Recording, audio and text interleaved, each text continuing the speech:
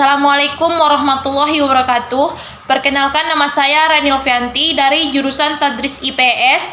Baik, video saya kali ini untuk memenuhi tugas ujian tengah semester mata kuliah Sejarah Indonesia. Dosen pengampu Bapak Nurdiansah MPD.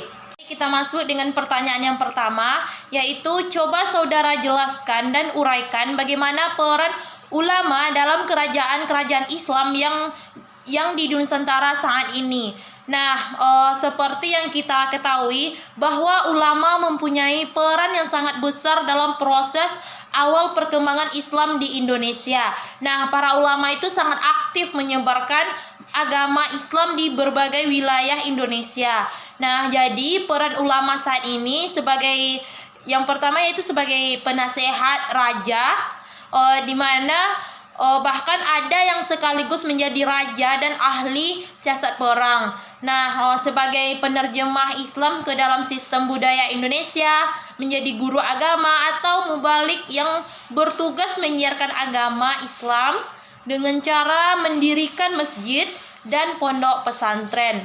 Nah, dan berperan juga untuk menyebarkan agama Islam dan memberi dakwah serta agar orang-orang bisa kembali ke jalan yang benar. Baik, kita lanjut pertanyaan yang kedua, yaitu coba saudara uraikan secara lengkap bagaimana perlawanan bangsa Indonesia melawan kolonialisme. Nah, kolonialisme dan imperialisme mulai merebak di Indonesia sekitar abad ke-15. Nah, yaitu diawali dengan pendaratan bangsa Portugis di Malaka dan bangsa Belanda yang dipimpin Cornelis de Houtman pada tahun 1596. Nah, untuk mencari sumber rempah-rempah dan berdagang.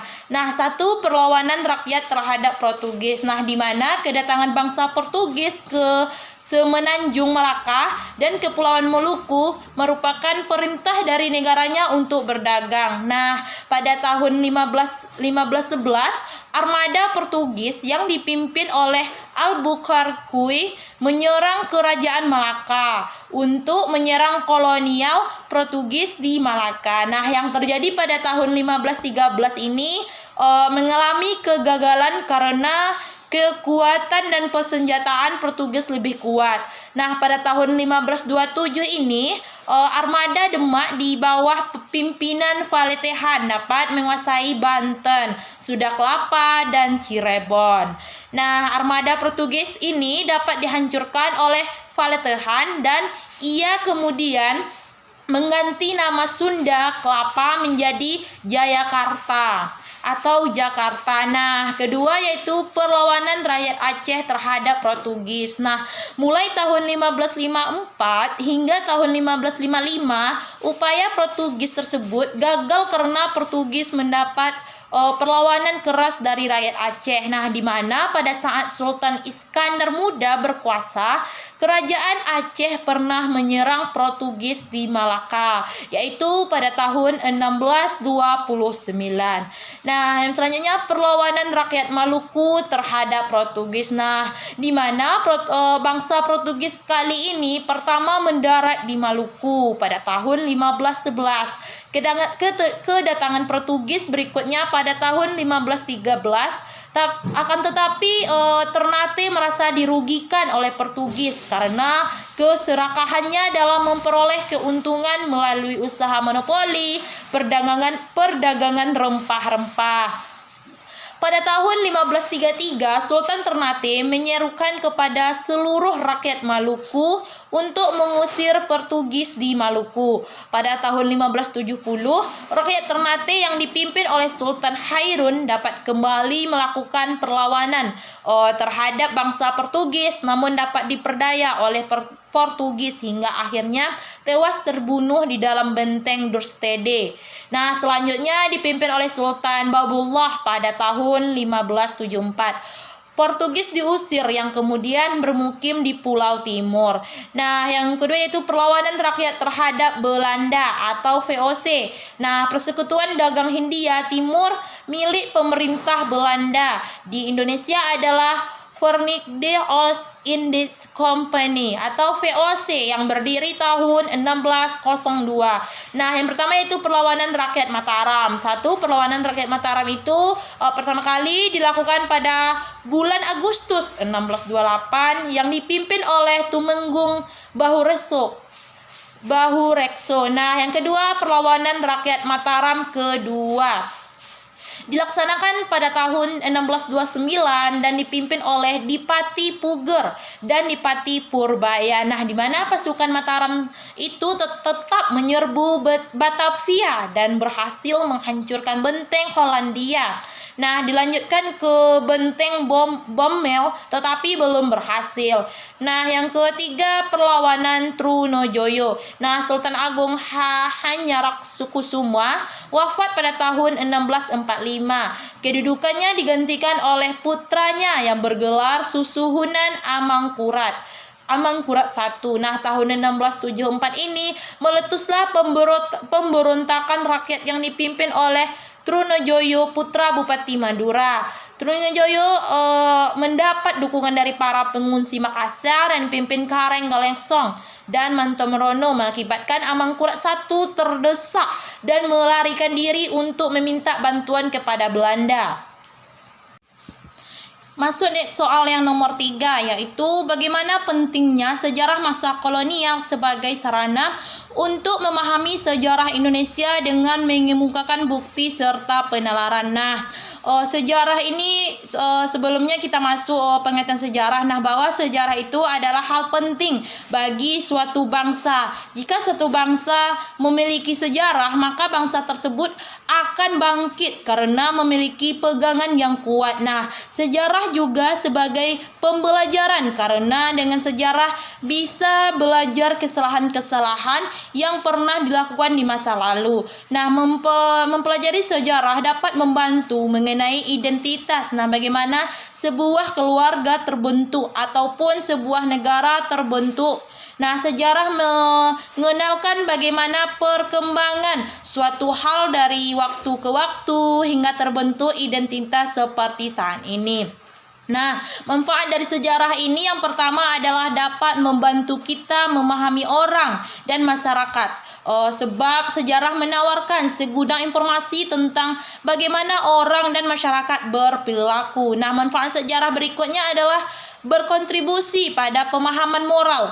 Dalam hal ini, sejarah menyediakan medan untuk kontemplasi moral, mulai dari mempelajari kisah individu dan situasi di masa lalu, yang memungkinkan untuk seseorang belajar dari kisah-kisah tersebut. Nah, studi tidak hanya membahas tentang pahlawan yang diakui, tetapi juga orang-orang biasa yang memberikan pelajaran keberanian, ketekunan. Nah, sejarah dapat berperan dalam proses pembelajaran pada salah satu kejurusan atau keterampilan tertentu seperti navigasi, jurnalistik, senjata atau militer, dan lain sebagainya. Nah, belajar sejarah membuat kita jadi lebih hati-hati mengenai banyak hal, salah satunya agar menghindari kesalahan yang mungkin saja sebelumnya sudah pernah terjadi, termasuk dalam hal pekerjaan.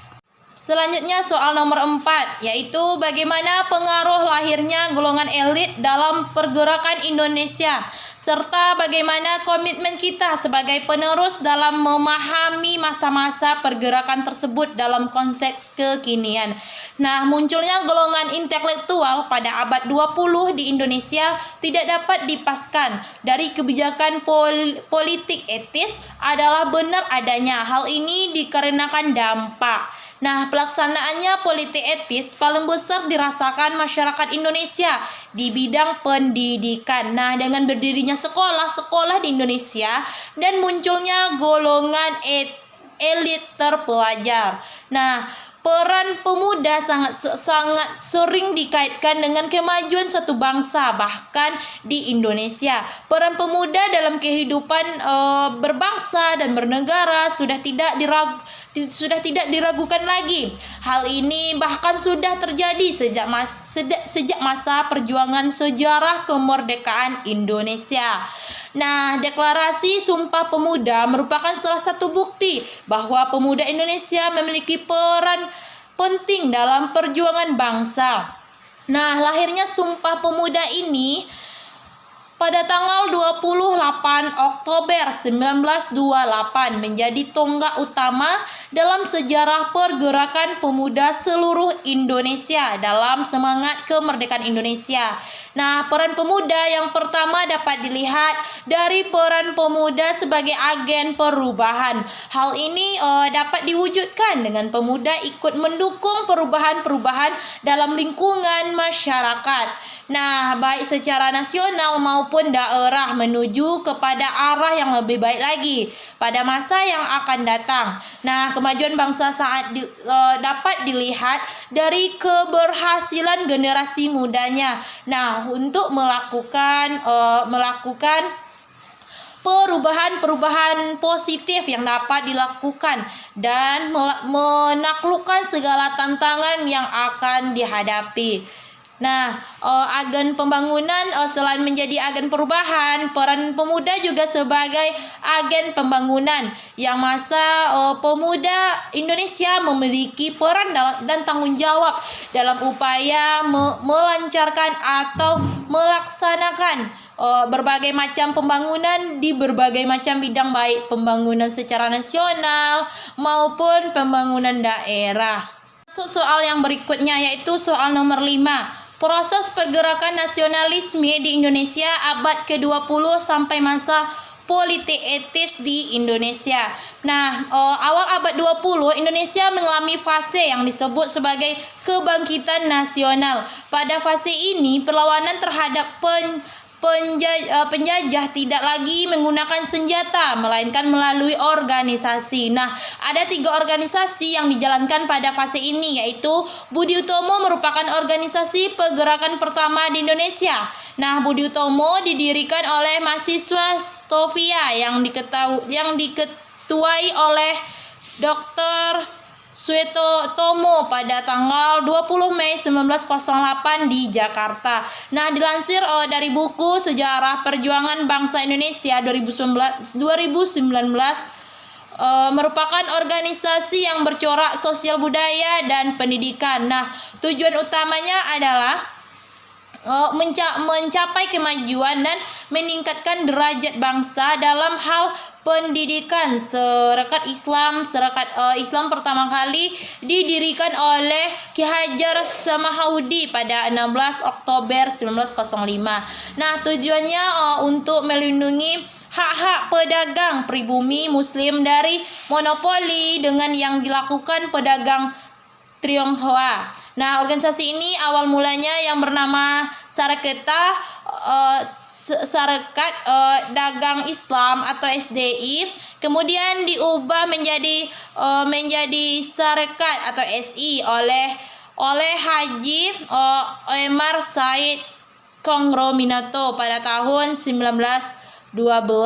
Nah, tujuan utama Indis Party adalah menyatukan semua golongan yang ada di Indonesia, baik itu golongan pribumi, Indo-Belanda, Tionghoa, dan Arab. Persatuan antar golongan penting agar pergerakan nasional bisa segera diwujudkan. Nah, pada masa radikal, organisasi pada masa ini bersifat non-kooperatif terhadap pemerintahan Hindia Belanda. Nah, Perhimpunan Indonesia, organisasi ini merupakan organisasi yang dibentuk oleh pelajar Indonesia yang menempuh studi Belanda, pertama kali didirikan pada tahun 1908. Nah, dengan nama Indische Vereniging atau IV. Kemudian pada tahun 1925 berubah nama menjadi Perhimpunan Indonesia atau PI. Nah, pada masa ini Perhimpunan Indonesia dipimpin oleh Mohatta Ahmad Subarjo, Iwa Kusuma Ati, dan Manikusumo. Nah, tujuan Perhimpunan Indonesia antara lain mendorong pelajar Indonesia agar memiliki komitmen yang tentang persatuan dan kemerdekaan Indonesia. Nah, tahun 1920 organisasi ini berubah nama menjadi Partai Komunis Indonesia atau PKI. Kehadiran PKI awalnya tidak didukung oleh masyarakat. Oleh sebab itu, PKI melakukan propaganda secara besar-besaran untuk menarik dukungan masyarakat. Nah, Partai Nasional Indonesia atau PNI ini, organisasi ini didirikan Soekarno pada tahun 1925. Nah, organisasi ini berusaha menangani kaum intelektual muda Indonesia yang memiliki kepedulian terhadap nasib bangsanya. Nah, politik etis atau juga dikenal sebagai politik balas budi adalah kegiatan politik sebagai bentuk bahwa Belanda secara moral berhutang budi terhadap bangsa Indonesia. Nah, politik ini disampaikan Ratu Belanda Wilhelmina pada pembukaan rapat parlemen. Nah, politik etis sering dikaitkan dengan isi tulisan-tulisan karya Van Deventer. Nah, sehingga Van Deventer dikenal sebagai orang yang mencetuskannya politik etis. Nah, politik etis diwujudkan dalam tiga kebijakan yang disebut sebagai Trias Van Deventer. Kebijakan-kebijakan itu adalah irigasi, emigrasi, dan edukasi.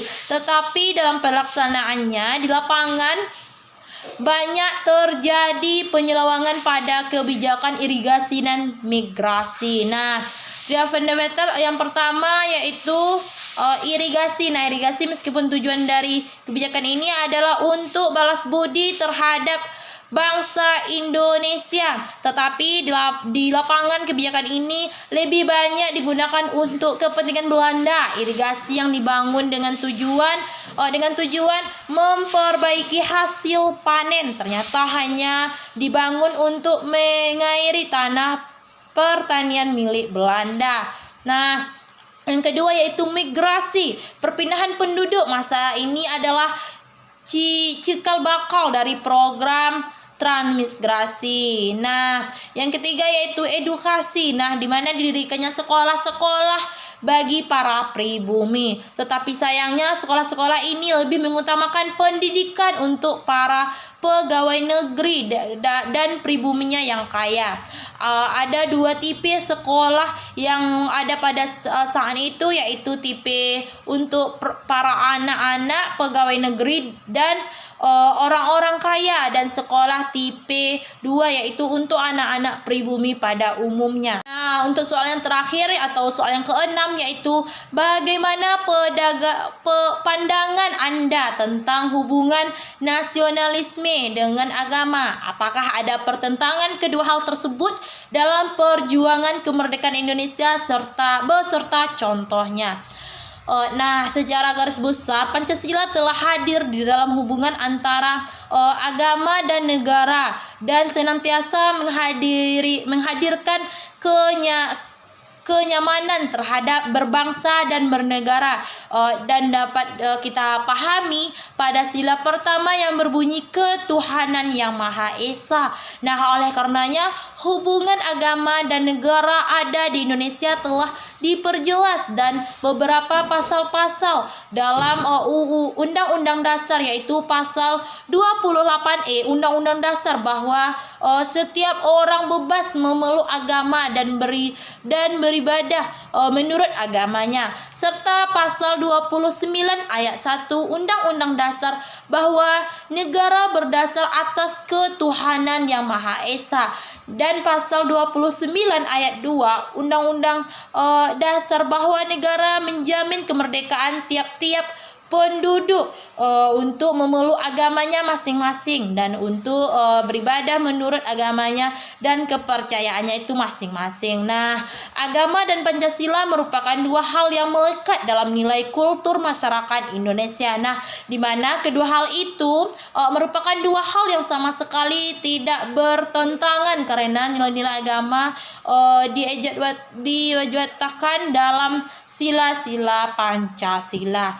Nah, pemikiran politik keislaman di Indonesia penting untuk terus dikembangkan agar agama dan Pancasila dapat berjalan berbarengan untuk menangkal pergolakan seperti fenomena Arab Spring yang melanda negara-negara Timur Tengah. Nah, Islam di Indonesia memiliki korelasi kultural dengan Pancasila yang membuat pemikiran politik keislaman di Indonesia lebih mudah diterapkan.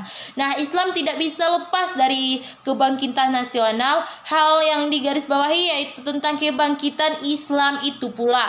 Nah, sumbangan yang luar biasa ketika para tokoh Islam tidak menghususkan posisi Islam dalam konstitusi dan dasar negara. Nah, kebangkitan Islam adalah bagian dari kebangkitan nasional dengan adanya Budi Utomo, Serikat Indonesia dan Muhammadiyah.